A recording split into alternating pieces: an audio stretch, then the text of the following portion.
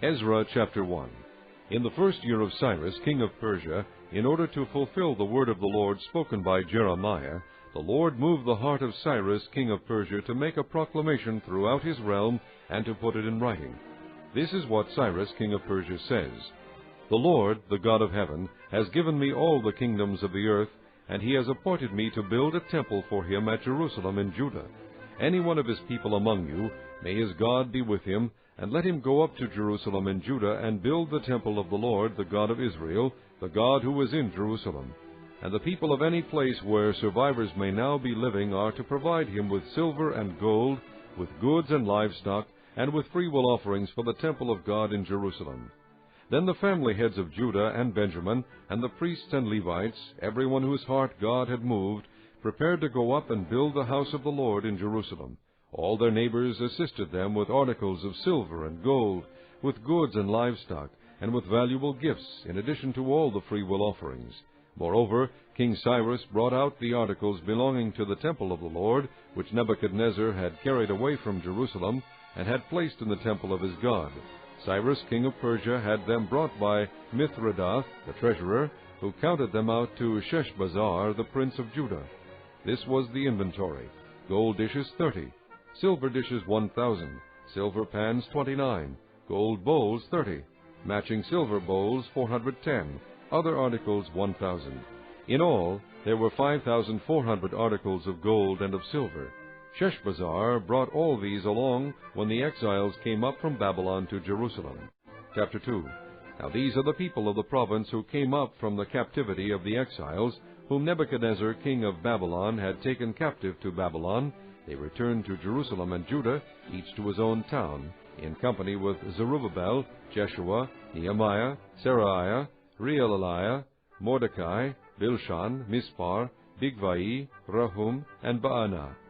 The list of the men of the people of Israel: the descendants of Parush, 2,172, of Shephatiah, 372, of Ara, 775, of Pahath Moab, through the line of Jeshua and Joab, 2,812, of Elam, 1,254, of Zatu, 945, of Zakai, 760, of Bani, 642, of Bebai, 623, of Azgad, 1,222, of Adonikam, 666, of Bigvai, 2,056, of Adin, 454, of Ater, through Hezekiah, 98, of Bezai, 323, of Jorah, 112, of Hashum, 223, of Gibar, 95, the men of Bethlehem, 123, of Neotophah, 56, of Anathoth, 128, of Azmaveth, 42, of Kiriath Jearim, Kephirah, and Beeroth, 743,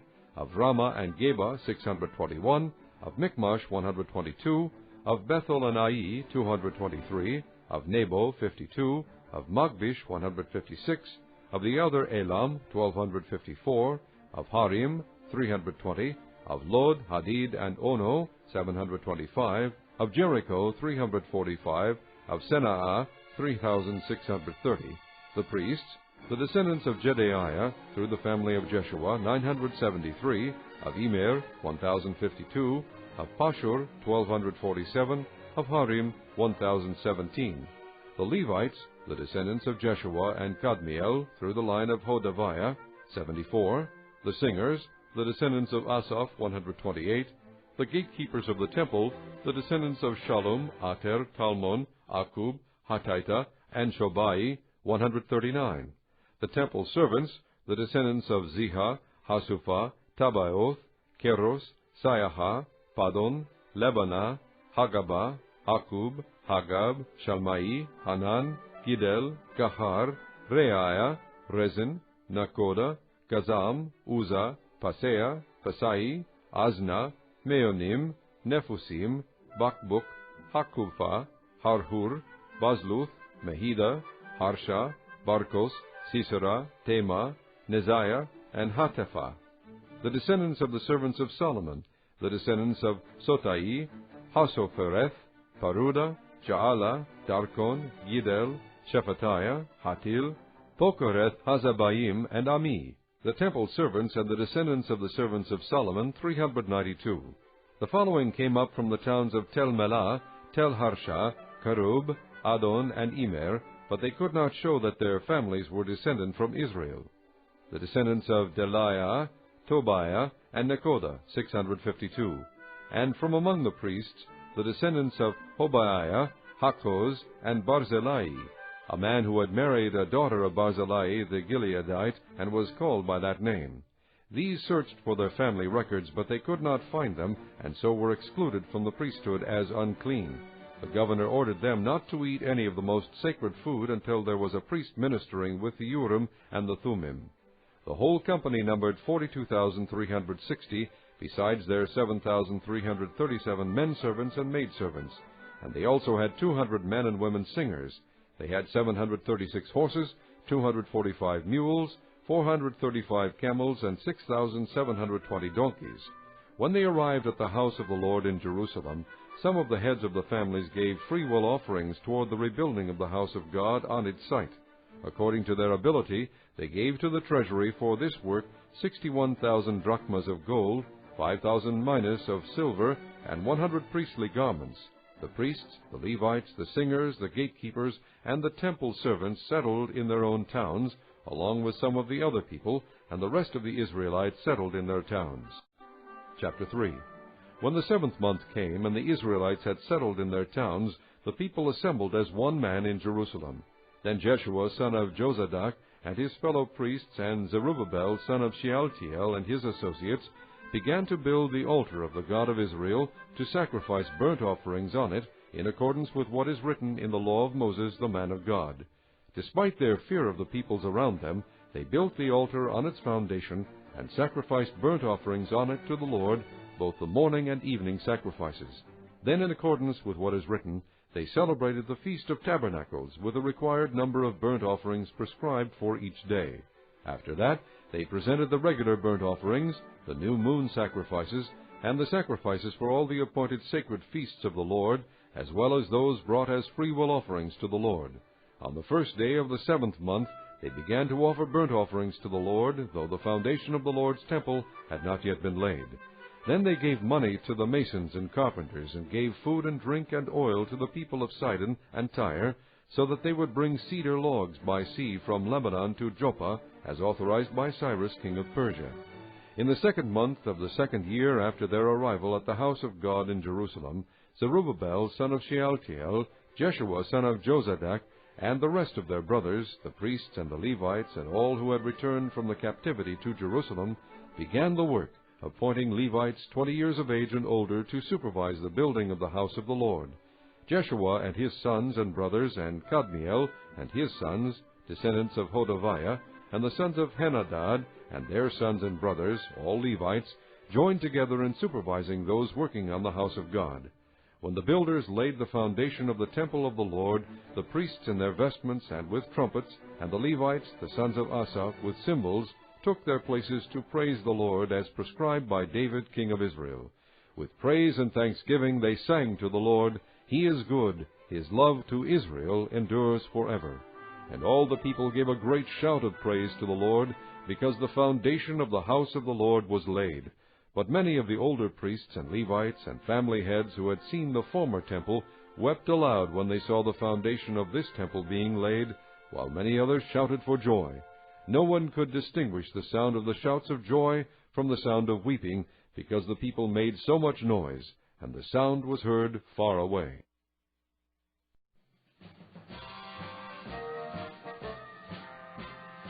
Chapter 4.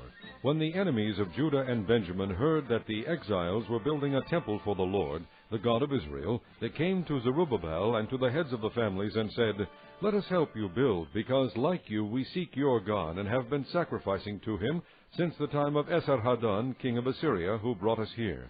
But Zerubbabel, Jeshua, and the rest of the heads of the families of Israel answered, "You have no part with us in building a temple to our God. We alone will build it for the Lord, the God of Israel, as King Cyrus, the king of Persia, commanded us." Then the peoples around them set out to discourage the people of Judah and make them afraid to go on building. They hired counselors to work against them and frustrate their plans during the entire reign of Cyrus, king of Persia, and down to the reign of Darius, king of Persia. At the beginning of the reign of Xerxes, they lodged an accusation against the people of Judah and Jerusalem. And in the days of Artaxerxes, king of Persia, Bishlam, Mithredath, Tabiel, and the rest of his associates wrote a letter to Artaxerxes. The letter was written in Aramaic script and in the Aramaic language. Rehum, the commanding officer, and Shimshai, the secretary, wrote a letter against Jerusalem to Artaxerxes, the king, as follows.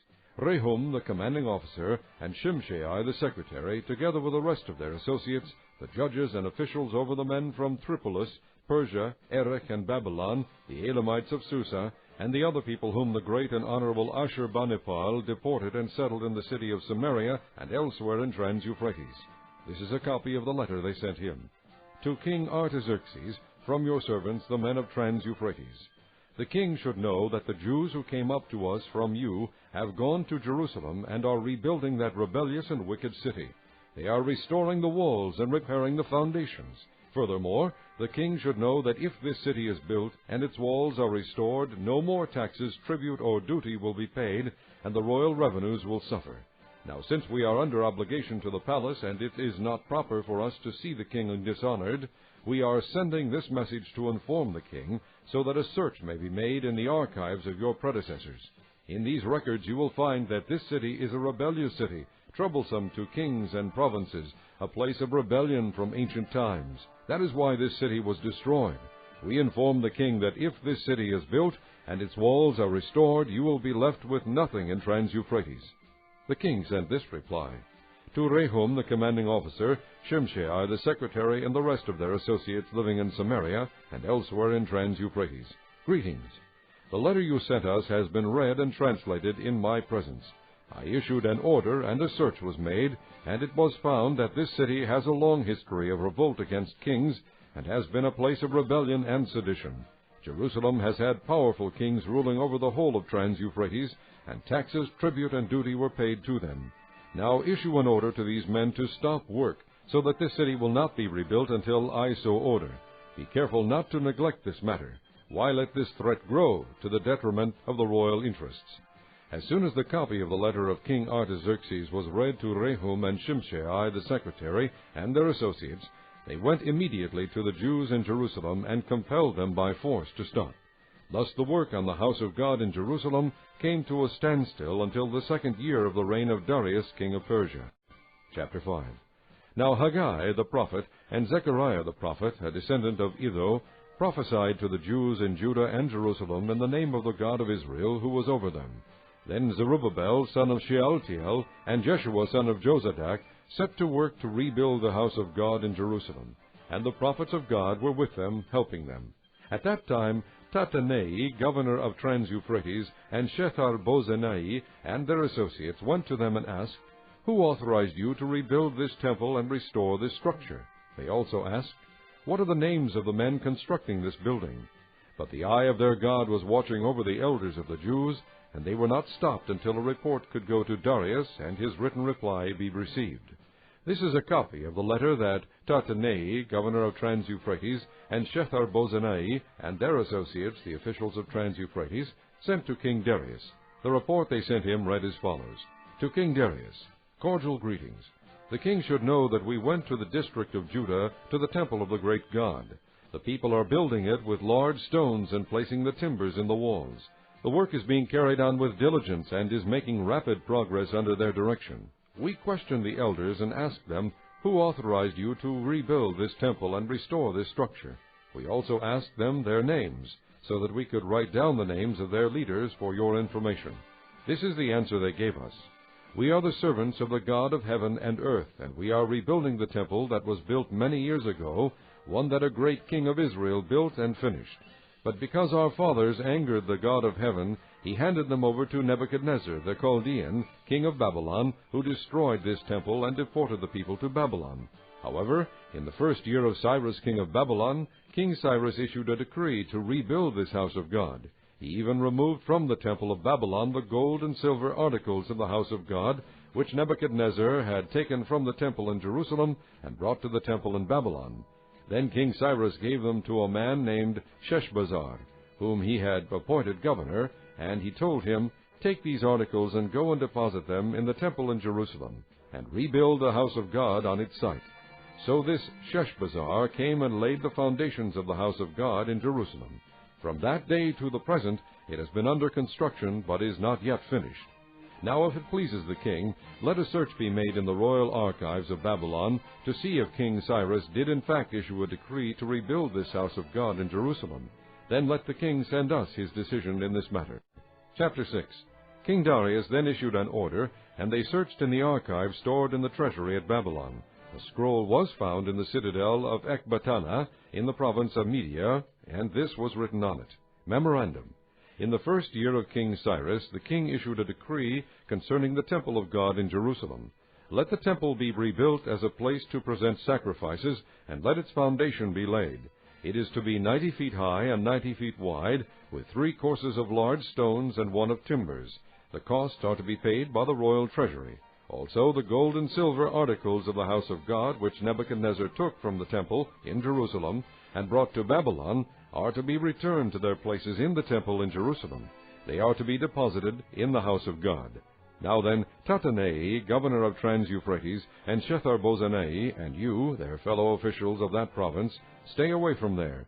Do not interfere with the work on this temple of God. Let the governor of the Jews and the Jewish elders rebuild this house of God on its site. Moreover, I hereby decree what you are to do for these elders of the Jews in the construction of this house of God. The expenses of these men are to be fully paid out of the royal treasury from the revenues of Trans-Euphrates, so that the work will not stop. Whatever is needed, young bulls, rams, male lambs for burnt offerings to the God of heaven, and wheat, salt, wine, and oil, as requested by the priests in Jerusalem, must be given them daily without fail, so that they may offer sacrifices pleasing to the God of heaven, and pray for the well-being of the king and his sons. Furthermore, I decree that if anyone changes this edict, a beam is to be pulled from his house, and he is to be lifted up and impaled on it. And for this crime his house is to be made a pile of rubble. May God, who has caused his name to dwell there, overthrow any king or people who lifts a hand to change this decree or to destroy this temple in Jerusalem. I, Darius, have decreed it. Let it be carried out with diligence. Then, because of the decree King Darius had sent, Tattenai, governor of Trans-Euphrates, and Shethar-Bozenai and their associates carried it out with diligence. So the elders of the Jews continued to build and prosper under the preaching of Haggai the prophet and Zechariah, a descendant of Iddo. They finished building the temple according to the command of the God of Israel and the decrees of Cyrus, Darius, and Artaxerxes, kings of Persia. The temple was completed on the 3rd day of the month, Adar, in the 6th year of the reign of King Darius. Then the people of Israel, the priests, the Levites, and the rest of the exiles, celebrated the dedication of the house of God with joy.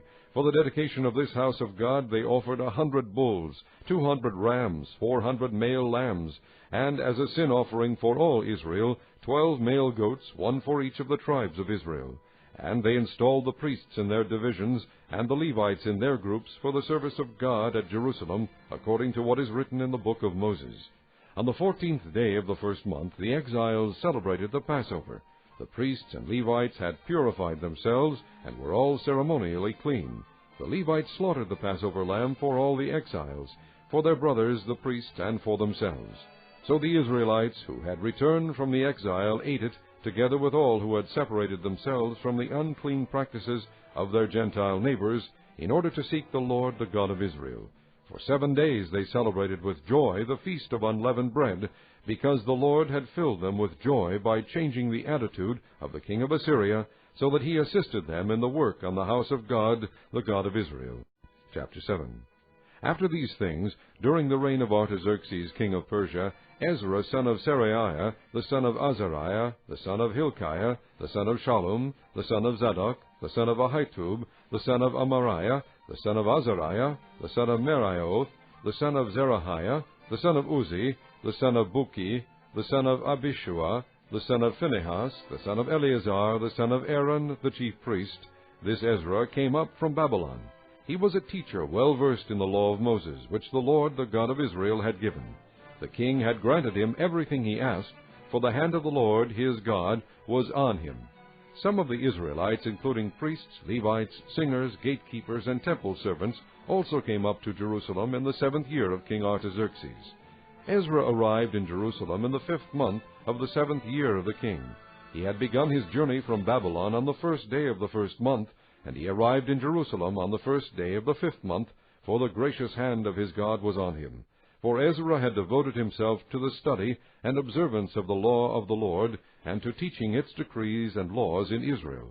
This is a copy of the letter King Artaxerxes had given to Ezra the priest and teacher, a man learned in matters concerning the commands and decrees of the Lord for Israel. Artaxerxes, king of kings, to Ezra the priest, a teacher of the law of the God of heaven, greetings. Now I decree that any of the Israelites in my kingdom, including priests and Levites, who wish to go to Jerusalem with you may go. You are sent by the king and his 7 advisers to inquire about Judah and Jerusalem with regard to the law of your God, which is in your hand. Moreover, you are to take with you the silver and gold that the king and his advisers have freely given to the God of Israel, whose dwelling is in Jerusalem, together with all the silver and gold you may obtain from the province of Babylon, as well as the freewill offerings of the people and priests for the temple of their God in Jerusalem. With this money be sure to buy bulls, rams, and male lambs, together with their grain offerings and drink offerings, and sacrifice them on the altar of the temple of your God in Jerusalem. You and your brother Jews may then do whatever seems best with the rest of the silver and gold, in accordance with the will of your God. Deliver to the God of Jerusalem all the articles entrusted to you for worship in the temple of your God. And anything else needed for the temple of your God that you may have occasion to supply, you may provide from the royal treasury. Now I, King Artaxerxes, order all the treasurers of Trans-Euphrates to provide with diligence whatever Ezra the priest, a teacher of the law of the God of heaven, may ask of you, up to 100 talents of silver, 100 cores of wheat, 100 baths of wine, 100 baths of olive oil, and salt without limit. Whatever the God of heaven has prescribed, let it be done with diligence for the temple of the God of heaven. Why should there be wrath against the realm of the king and of his sons? You are also to know that you have no authority to impose taxes, tribute, or duty on any of the priests, Levites, singers, gatekeepers, temple servants, or other workers at this house of God.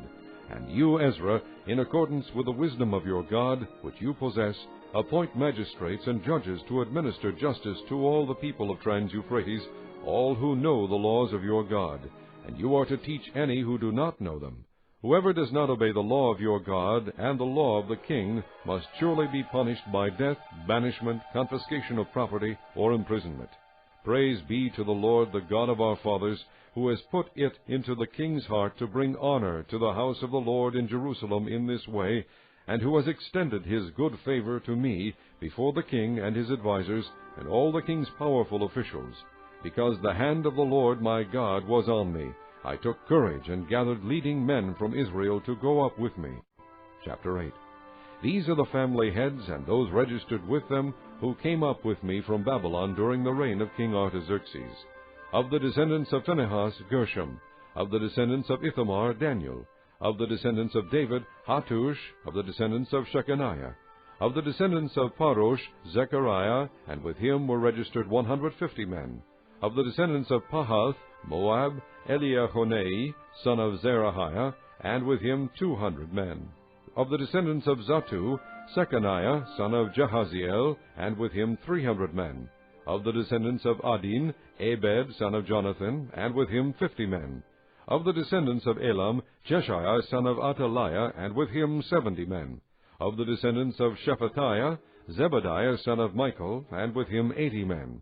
Of the descendants of Joab, Obadiah, son of Jehiel, and with him 218 men. Of the descendants of Bani, Shelomith, son of Josephiah, and with him 160 men. Of the descendants of Bebai, Zechariah, son of Bebai, and with him 28 men. Of the descendants of Azgad, Johanan, son of Hakatan, and with him 110 men. Of the descendants of Adonikam, the last ones, whose names were Ephelet, Jeuel, and Shemaiah, and with them 60 men. Of the descendants of Bigvai, Uthai, and Zakur, and with them 70 men. I assembled them at the canal that flows toward Ahava, and we camped there 3 days. When I checked among the people and the priests, I found no Levites there. So I summoned Eleazar, Ariel, Shemaiah, Elnathan, Jarib, Elnathan, Nathan, Zechariah, and Meshullam, who were leaders, and Joiarib and Elnathan, who were men of learning. And I sent them to Iddo, the leader in Casiphia. I told them what to do to Iddo and his kinsmen, the temple servants in Casiphia, so that they might bring attendants to us for the house of our God. Because the gracious hand of our God was on us, they brought us Sherebiah, a capable man, from the descendants of Mali, son of Levi, the son of Israel, and Sherebiah's sons and brothers, 18 men, and Hashabiah, together with Jeshaiah, from the descendants of Merari, and his brothers and nephews, 20 men. They also brought 220 of the temple servants, a body that David and the officials had established to assist the Levites. All were registered by name. There, by the Ahava Canal, I proclaimed a fast, so that we might humble ourselves before our God, and ask him for a safe journey for us and our children, with all our possessions. I was ashamed to ask the king for soldiers and horsemen to protect us from enemies on the road, because we had told the king, "The gracious hand of our God is on everyone who looks to him, but his great anger is against all who forsake him." So we fasted and petitioned our God about this, and he answered our prayer. Then I set apart 12 of the leading priests, together with Sherebiah, Hashabiah, and 10 of their brothers, and I weighed out to them the offering of silver and gold, and the articles that the king, his advisers, his officials, and all Israel present there had donated for the house of our God. I weighed out to them 650 talents of silver, silver articles weighing 100 talents, 100 talents of gold, 20 bowls of gold valued at 1,000 derricks, and 2 fine articles of polished bronze as precious as gold. I said to them, "You as well as these articles are consecrated to the Lord. The silver and gold are a free will offering to the Lord, the God of your fathers. Guard them carefully until you weigh them out in the chambers of the house of the Lord in Jerusalem, before the leading priests and the Levites and the family heads of Israel." Then the priests and Levites received the silver and gold and sacred articles that had been weighed out to be taken to the house of our God in Jerusalem. On the 12th day of the first month, we set out for the Ahava Canal to go to Jerusalem. The hand of our God was on us, and he protected us from enemies and bandits along the way. So we arrived in Jerusalem, where we rested 3 days. On the 4th day, in the house of our God, we weighed out the silver and gold and the sacred articles into the hands of Meremoth, son of Uriah, the priest. Eleazar, son of Phinehas, was with him, and so were the Levites Jozabad, son of Jeshua, and Noadiah, son of Benaui. Everything was accounted for by number and weight, and the entire weight was recorded at that time. Then the exiles who had returned from captivity sacrificed burnt offerings to the God of Israel, 12 bulls for all Israel, 96 rams, 77 male lambs, and as a sin offering 12 male goats. All this was a burnt offering to the Lord. They also delivered the king's orders to the royal satraps and to the governors of Trans-Euphrates, who then gave assistance to the people and to the house of God. Chapter 9. After these things had been done, the leaders came to me and said, "The people of Israel, including the priests and the Levites, have not kept themselves separate from the neighboring peoples with their detestable practices, like those of the Canaanites, Hittites, Perizzites, Jebusites, Ammonites, Moabites, Egyptians, and Amorites. They have taken some of their daughters as wives for themselves and their sons, and have mingled the holy race with the peoples around them, and the leaders and officials have led the way in this unfaithfulness." When I heard this, I tore my tunic and cloak, pulled hair from my head and beard, and sat down appalled. Then everyone who trembled at the words of the God of Israel gathered around me because of this unfaithfulness of the exiles, and I sat there appalled until the evening sacrifice. Then at the evening sacrifice I rose from my self-abasement with my tunic and cloak torn, and fell on my knees with my hands spread out to the Lord my God, and prayed, "O my God, I am too ashamed and disgraced to lift up my face to you, my God, because our sins are higher than our heads, and our guilt has reached to the heavens. From the days of our forefathers until now, our guilt has been great. Because of our sins, we and our kings and our priests have been subjected to the sword and captivity, to pillage and humiliation at the hand of foreign kings, as it is today. But now, for a brief moment, the Lord our God has been gracious in leaving us a remnant and giving us a firm place in his sanctuary, and so our God gives light to our eyes and a little relief in our bondage. Though we are slaves, our God has not deserted us in our bondage. He has shown us kindness in the sight of the kings of Persia.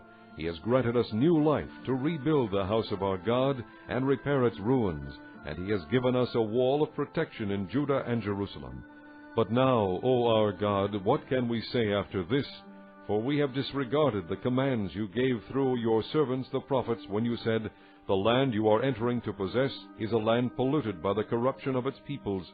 By their detestable practices they have filled it with their impurity from one end to the other.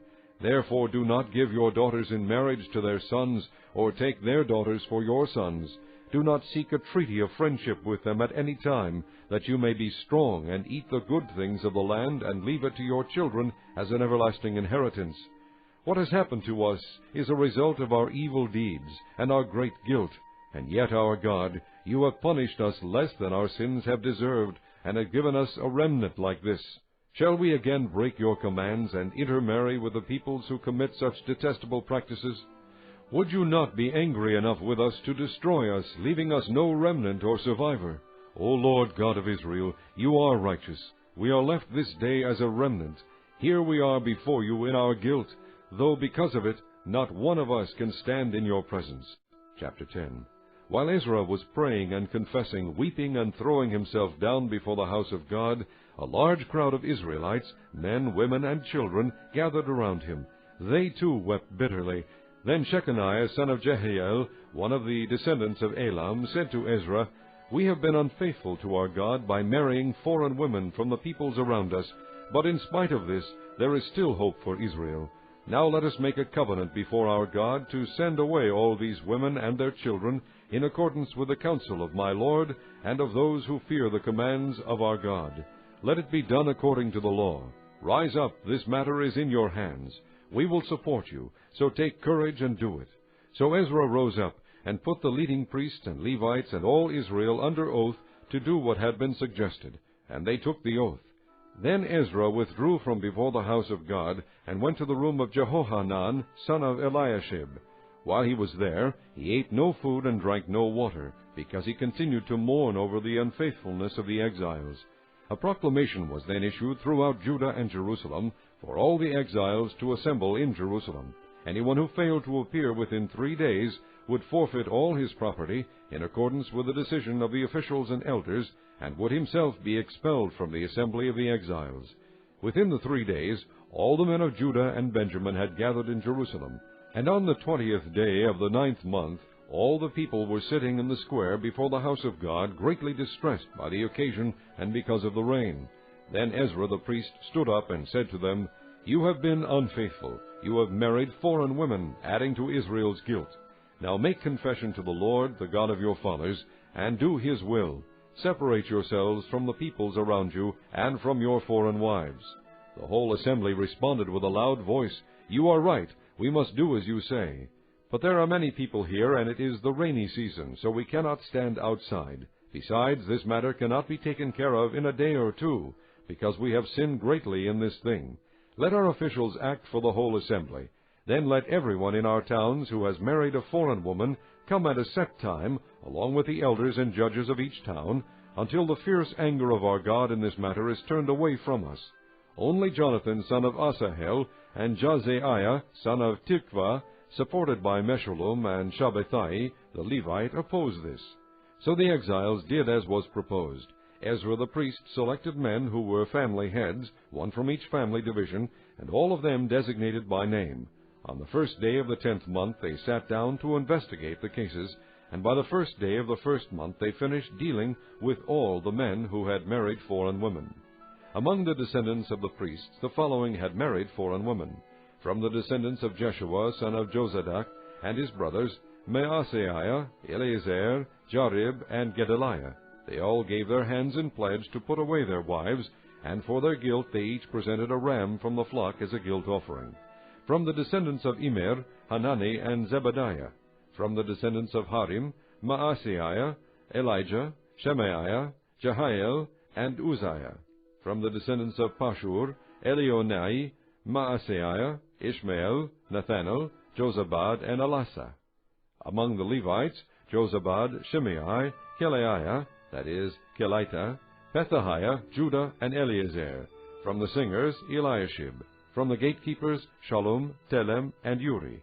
And among the other Israelites, from the descendants of Parosh, Ramiah, Isaiah, Malchijah, Mijamin, Eleazar, Malchijah, and Benaiah. From the descendants of Elam, Mattaniah, Zechariah, Jahiel, Abdi, Jeremoth, and Elijah. From the descendants of Zattu, Elionai, Eliashib, Mattaniah, Jeremoth, Zabad, and Azizah. From the descendants of Bebai, Jehohanan, Hananiah, Zabai, and Athlai. From the descendants of Bani, Meshulam, Maluch, Adai, Jashub, Sheal, and Jeremoth. From the descendants of Pahath Moab, Adnah, Kelal, Benaiah, Maaseiah, Mattaniah, Bazalel, Binnui, and Manasseh. From the descendants of Harim, Eliezer, Ishijah, Malchijah, Shemaiah, Shimeon, Benjamin, Malach, and Shemariah. From the descendants of Hashum, Mattaniah, Mattatah, Zabad, Eliphalet, Jeremiah, Manasseh, and Shimei. From the descendants of Bani, Maadai, Amram, Uel, Benaiah, Bedaiah, Keluhi, Vaniah, Meremoth, Eliashib, Mattaniah, Mattanai, and Jaashu. From the descendants of Binnui, Shimei, Shelemiah, Nathan, Adaiah, Macnadebai, Sheshai, Sharai, Azarel, Shelemiah, Shemariah, Shalom, Amariah, and Joseph. From the descendants of Nebo, Jael, Mattathiah, Zabad, Zabina, Jadai, Joel, and Benaiah. All these had married foreign women, and some of them had children by these wives.